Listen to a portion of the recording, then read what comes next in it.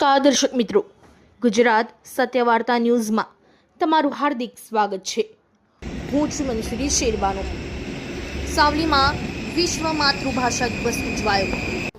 સાવલીની arts and commerce કોલેજમાં પરંપરાગત સાંસ્કૃતિક ઓળખ સમૂહ વિશ્વ માતૃભાષા દિવસની ઉજવણી કરાઈ। વડોદરા જિલ્લાના સાવલી તાલુકામાં આવેલ આર્ટ્સ એન્ડ કોમર્સ કોલેજમાં વિશ્વ માતૃભાષા દિવસની ઉજવણી કરાઈ। ભારતના બંગાળમાં આંદોલન સાથે માંગણી કરાઈ હતી અને યુનેસ્કોએ 21 ફેબ્રુઆરીને વિશ્વ માતૃભાષા દિવસને માન્યતા આપી હતી। વિશ્વ માતૃભાષા દિવસનો મુખ્ય હેતુ વિશ્વની તમામ માતૃભાષાનું સંરક્ષણ, પ્રચાર અને વિકાસ માટે જાગૃતિ કેળવવાનું છે। ભાષાકીય વૈવિધ્ય અને પરંપરાગત સાંસ્કૃતિક ઓળખનો આધાર છે। પોતાની માતૃભાષાનો ગૌરવ રાખી વ્યવહારુ જીવનમાં ઉપયોગ કરવો જોઈએ એ વિશ્વ માતૃભાષા દિવસનો સંદેશ છે।